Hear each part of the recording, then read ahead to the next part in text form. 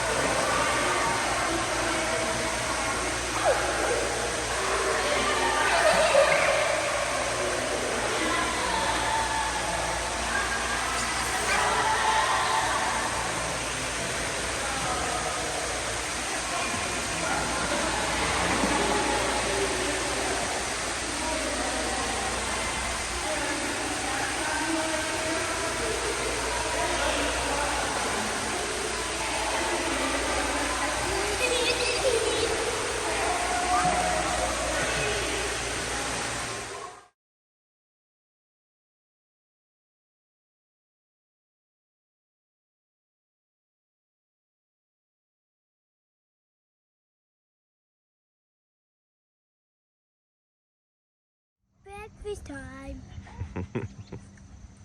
There she is, and he is. They're both there, eating their bagels. Well, Peter doesn't have a bagel. It's not a bagel. Oh, well, close enough.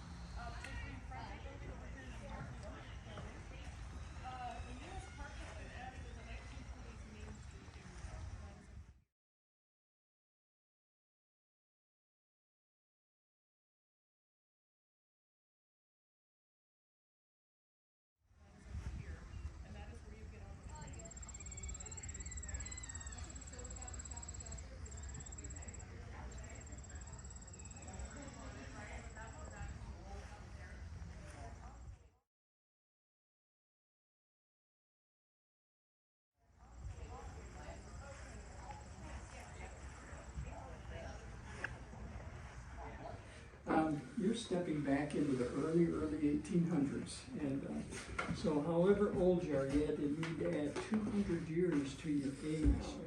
What a Cooper was, somebody made wooden stave containers. Basically, back then, you all would have been immigrant farmers. And this was all part of the Black Swamp and stuff. And you might have brought a few pieces of china with you, but basically, you didn't have anything. And so what a Cooper was is somebody made wooden stave containers. And we'd be busy making well buckets, water pitchers, your butter carriers, pig and buckets. Instead of a plastic bottle to carry your water around, you would have wooden canteens. We'd make your laundry tubs, your butter churns. These are all the things that we'd be busy making for you. So you'd have some fun around, help around the farm, around the house. And so it's just a process of us splitting wood. And we'll have a I would actually probably have fun. You would have fun. just as I hit it, I tip the handle, and it'll split that block of wood. Now, you don't do it while you're here because it's very loud, and that block of wood flies, and I don't know how good a catcher you are. But what it does, when it splits, it's got to split wood like this. You hold one, okay?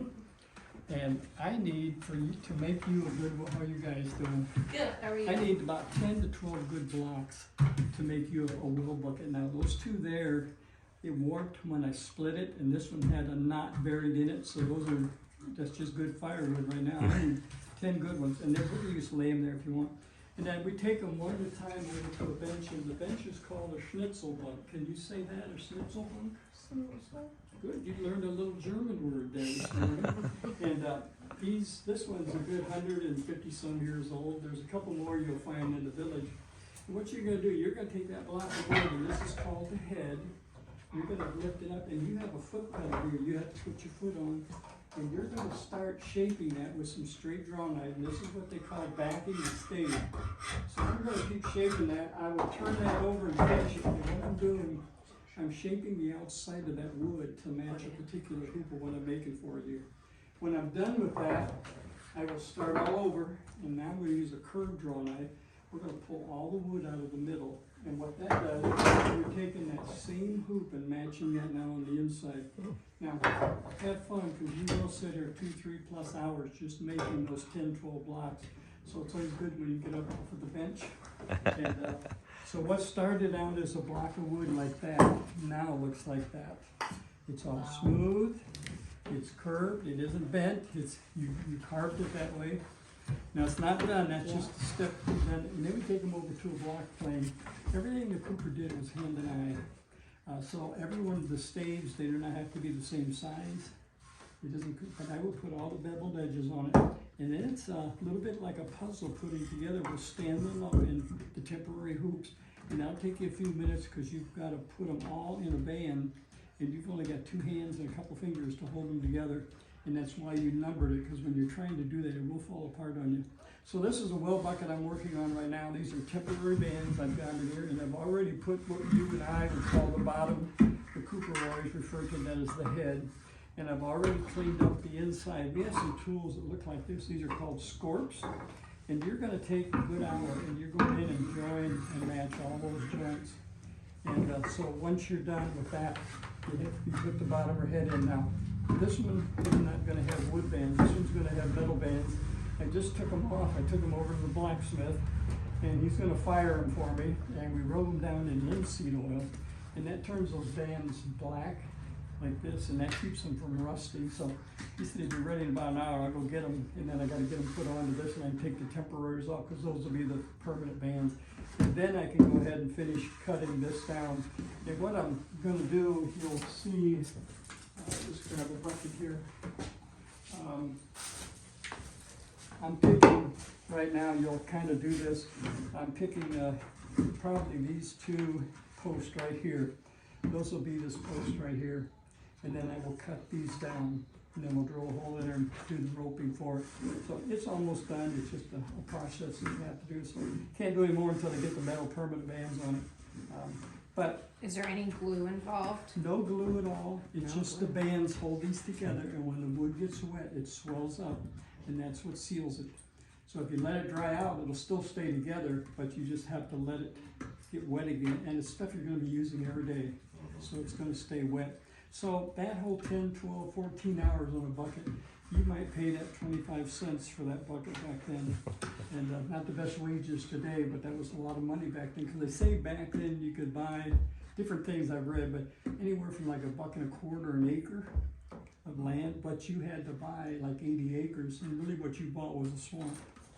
And as a family, you had to learn how to tile it and drain it, harvest the wood, and get a crop in, or you didn't survive as a family because of malaria and everything was part of that swamp issue. So here we are today. If they don't intend to be manly and catch it on the fly, they're going to make it look like they're about to keep those runners on the bases, and then they'll back up and catch it on the mound. Other things that are a little bit odd, players don't have a free back on a foul ball. So if it's foul and a player's off his base, as long as the ball goes through the pitcher into the base, the runner can be put out. There was no sliding, there was no swearing, there was no arguing, Shirts were tucked in. This was a gentlemanly game, and it was done for exercise. Okay. Let's see. Anything else important that we should go over? I'll shout out if there's anything else that's odd that goes on out there. The other thing is force plays. Force plays can go in any direction. So if the bases are loaded and the ball's hit the first baseman can step on the bag and get that runner out, throw to second. They can tag the bag and still get the runner out at second because the force is still in the air.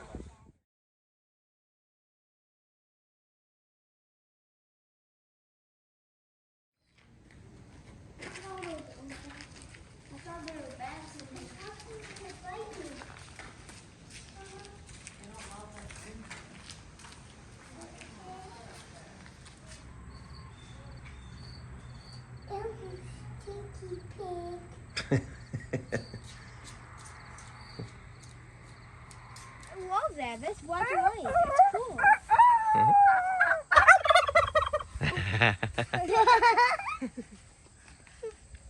He's like, you're making noise, so I'm gonna make some noise, and I'm gonna puff out. So.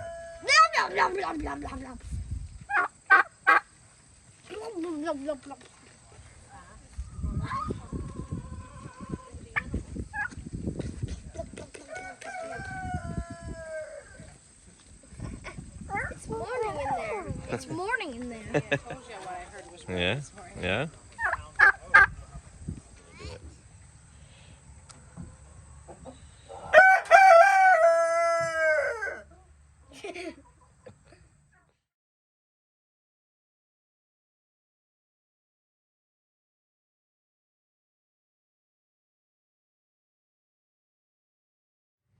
Welcome to our one-room schoolhouse.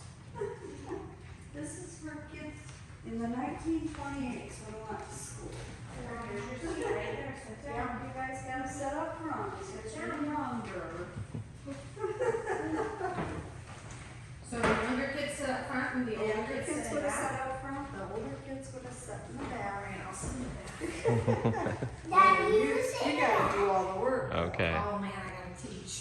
Well, you have to teach them.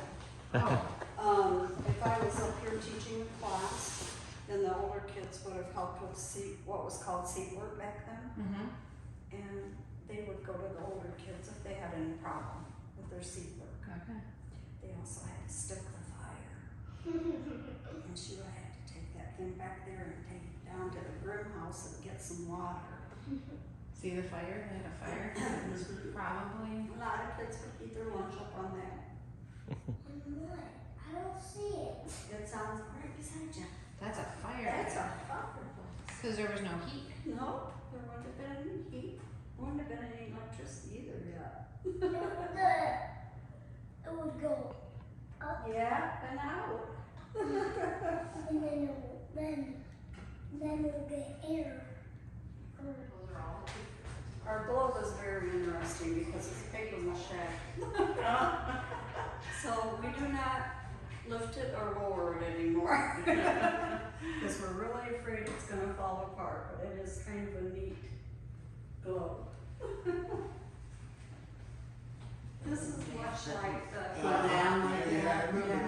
Michigan border, and it was called Rossville School at that time, one in the schoolhouse. Yeah, but it was the closest he could find to what he had went to school in. So he had it brought over here from there, and then renamed it District 16 because that was the name of the school he had attended. Of course, back then, kids would go to school, a lot of times, from the time they were 6 until they were 21. But then in 1920, the law changed, and that was 6 to 18.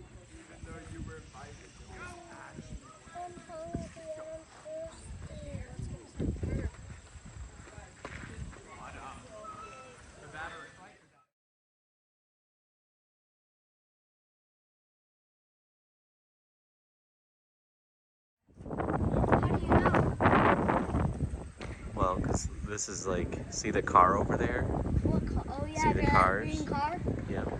They're like, that's what it would have looked like in the 20s is what they were saying. Wow. And so there's a barber shop down there, and there's a hardware store right there, and there's a Farmers and Merchants Bank right there on the corner. Oh yeah, I see it. And then over here is the gas station, or maybe the mechanic Whatever you call it. service. Here you go. I'm not sure what's down there. Hey, Daddy. Hang on. I like this little street because it looks different than our other streets. Yep, they're making it look like what it used to look like back in the 20s.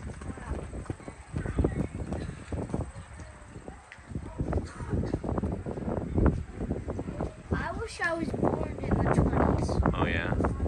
Yeah, I would have had a lot of fun. Why? What would have been fun about living in the 20s, do you think? I don't know. Not sure. We'll have to do some more research to find out what kids did in the 20s. We learned a little bit about what they did in school, right? Yeah. And how they wrote with the inkwell, and then what she called the nib pen instead of the fancy ballpoint pen that we have now. And they all were in one classroom, right? Yeah. That was at the school.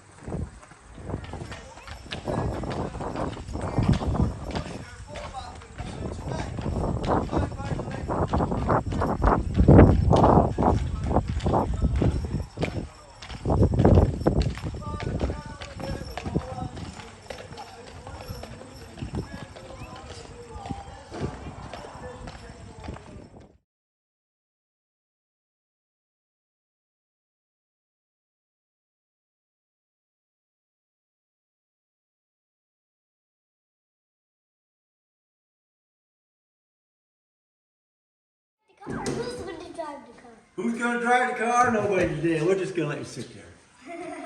I'll honk the horn for you. You wanna hear the horn? Oh, yeah. Okay, sounds like a sick goose.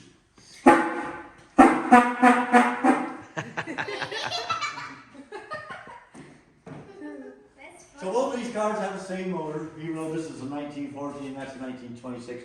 You have all sorts of interchangeable parts. That's why you didn't want to put makeup on it. Parker, sit down. So you could probably go 45 miles an hour in this baby if you found a road good enough for that. I didn't have a flat tire. Speaking of flat tires, Oh, look at they're See, I'm like- patched up there. yeah, how many road hazards there was. Well, I blame all these on the horse driver over there. This horse lost his horseshoe in the mud. I drove over the nails that were sticking up.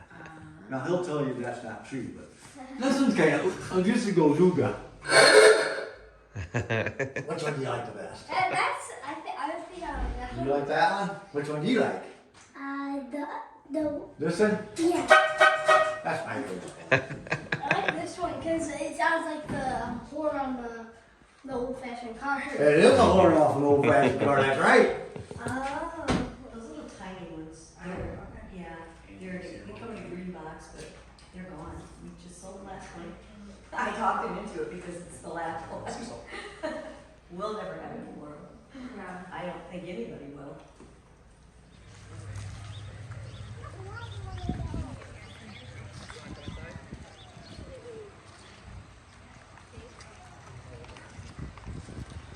Welcome to the barber shop. Hello. Yeah. This is a shop that was in a very small town south of us, Continental, Ohio. And this was Mr. Oakley's barber shop that he ran from 1912 until 1980. So a really long amount of time. And quite a few things happened in the world between 1912 and 1980 if you remember your history books. Yeah, so this was a place where the men in that town might come and discuss all those things and argue about it and tell stories and laugh about it and all those things, and then get up and walk out. This was not necessarily, they didn't necessarily get a haircut every day or a shave every day. This was a gathering place. Spend 10, 15 minutes here with your friends and then go on about your business that day. That's sort of what it was.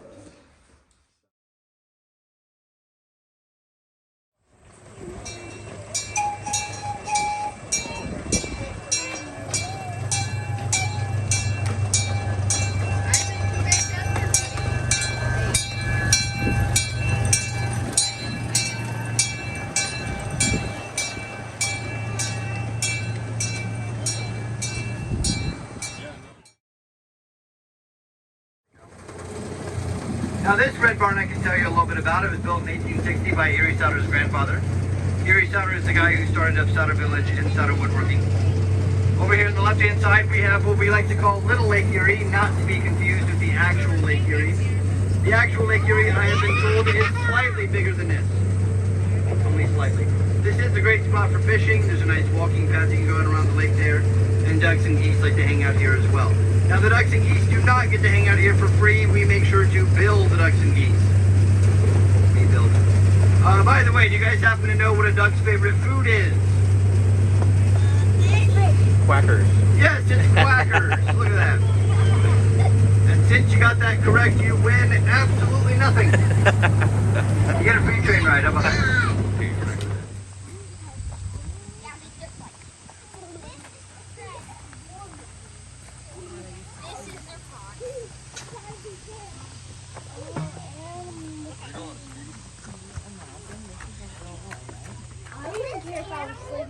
I wouldn't imagine having to like sleep in here? It's fine.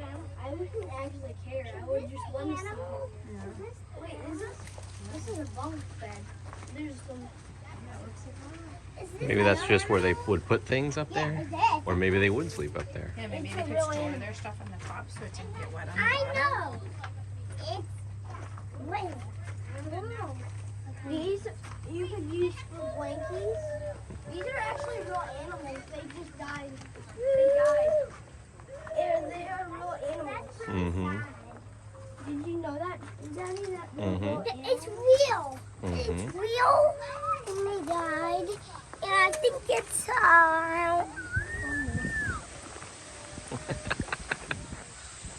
Actually, do a bad picture over here. Come do it over here. Come here, go stand in front of this little. In front of it, says come to the door. Oh, it's made of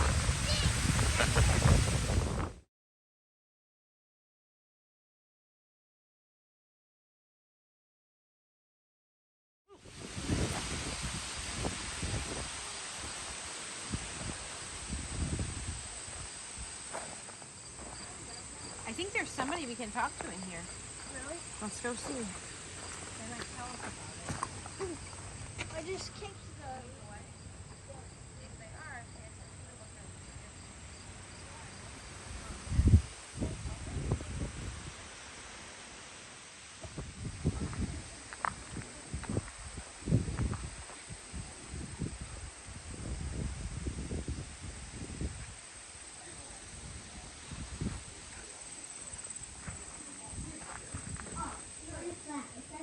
That's a common assumption though, kids ask where are the eyeballs? So, and no, the nostrils will be down here, right there's his nose.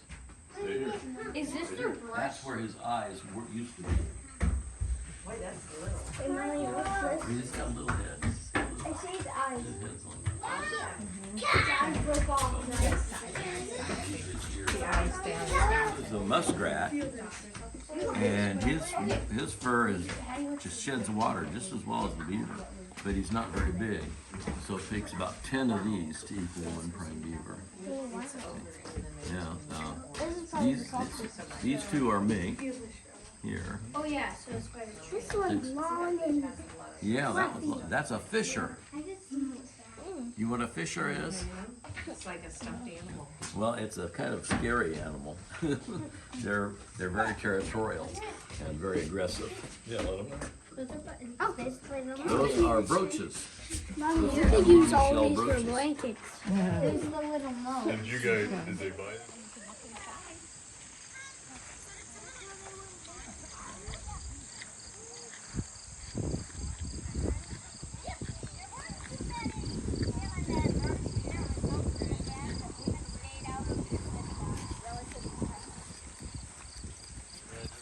So the men were gracious and they kind of got things going for us. There was maybe a woman or a chick who chugged it. It's the real deal, the fires. Oh, the fire's on. Yeah. Oh, it is. Yep, that's the real deal. It's chilly this morning. Plus the smoke helps keep the mosquitoes away. We just got water in there boiling. It's a lot better with these than this. Thank you. Grandma. So the farm wagon, it's just a farm wagon. It's not as big as the Conestogas that went out west. And it's all for the supplies. It's not to ride in. I mean, the driver would have to ride in it, but other than that, they pretty well walked alongside. So, How many miles do you think they walked today? Oh, Patty, what do you they think? say it took a good day plus to go to Maumee, so. What is that? Why are there shoes? They could walk to the mall. Why is there shoes there? Well, they used them around here because they could wash, those are called their work shoe. Kind of like your Crocs. They could wash them off real easy and save their leather. Because there's not a shoe store to go get new shoes, Yeah, no. you know. No. They're trying to get through the winter. Would you want to wear a wood shoe? No, I wouldn't feel good. They're not really heavy though. So the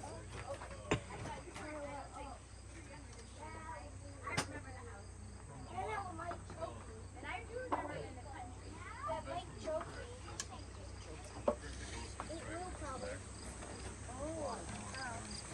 Okay, ready? Well, maybe you're thinking about when You're gonna bend down. Charlie moved his house. Okay, look up. I moved Charlotte. Reach your hands around here. What do you think that is? We moved that. Okay, and stand up. Oh, you got it. Okay,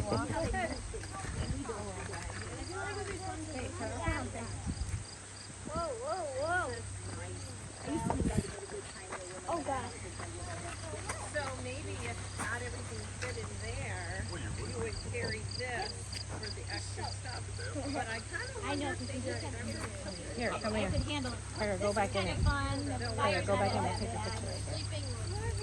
Yeah, you have to be kind of Turn around. ignore the bugs and the mice. I know. Stand up. That's right. And then I turn think this I'd way. rather keep running. Turn in like daddy. That's good.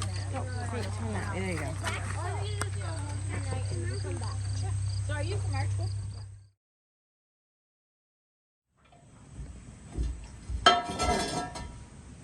We do open hearth cooking, as you can see. And so with the open hearth, I use the coals, and the hearth is my hearth. This stone out in front of my fireplace here is actually a hard stone. You put stone there instead of the bricks. The bricks can break up with the amount of heat. I need nice hot coals to bake my, I'm making squash pudding today. So Anna would have been doing things like this all day long. She came down here early in the morning and got a fire going. I still need a bed of hot coals to bake my pudding on, and I will put it in the bigger kettle that's sitting there. I'm pre-warming my kettle with the fire, and with the squash pudding. So Anna and her husband had 6 children. They built this house. They were farmers, and they had 6 kids. And then she remarried when he passed away from the trees falling on him. A tree fell on him when he was clearing more land. And she married Benedict Roth, and he had just come from France. They had 9 more kids. This house was moved here because Erie Sauder, who started Sauder Village, this is his great-great-aunt's home. She lived here in the 1850s with her family. So we do things in our foodways like she would have been doing in this time period. She never had an inside stairway, so you always have to go outside to get up to the main floor. The main floor is open. I don't know if you guys saw it when you came walking up. My squash is hot. You can see the steam coming off of it. I'm letting it cool down a little before I mix everything, and I have for squash pudding. I don't know if you've ever had squash pudding before. It'll actually be sweet. Sometimes they say, is it savory or is it sweet? So if it's savory, it would have had things like onions and garlic and things like that. But if it's sweet, so I'm going to be putting sugar and butter and cream and eggs in it. And so this, and I am also putting brandy in it, and that will help preserve it. So like it'll last for days with the alcohol in it, and you can do it without that in it, but it will go bad in a couple days. So this is something they would have made. And had it made ahead, like, you know, they might have made it today because they knew somebody was coming after church tomorrow, maybe even the pastor stopping in or something like that, and that would have been a sweet little treat. And they even fried it as it started to go bad or getting, you know, less and less of it. And so the squash, you can look at that. That squash right there is called cushaw, and you can see the stripe on the outside. That's a little bit of the peeling left on it, and that's the flesh. And it's a green and white striped squash, and a lot of times they'll call it a sweet potato squash, because some of the this one's fairly yellow, but some of them will be pretty orange on the inside. And it's a large squash. So like, this is only about half of the squash, and I had this kettle full to cook it down. And so I'm letting it cool off a little before I blend everything together for the pudding. So I'll bake the pudding. It'll be a baked pudding, not like the instant pudding like we do at home now. Those cups. Kind of, yes. Those And cups. it should set up more like, What's it Custard. yeah. And you cook it directly over the fire? Yes, well, actually, I'll use the coals. So I'm heating up my big kettle here, and I will, once I have it mixed, I'll put it in here, and I'll pull my hot coals that I've got going there, and I'll put them under my kettle, because it's on legs, and that lip, you see how there's a lip around there? And then I will put coals on top and let it cook about 45 minutes, and it should be done. If I have my coals hot enough. While I was on break, my daughter kept everything going really well. But I do need some more coals, so I'm gonna get some little pieces of it. So I have a little bit more coals for it. Because I've got to have enough coals underneath. Did your eggs come from here? Yes, they're duck eggs. Yep. They went up here to the loft. You can't go up there now, it's probably not safe anymore. Kind of like when we were at Yogi Bear and you went up in the loft. Can we go? No, it's closed. But look, you can see, if you look out here, Tucker, Is it lost?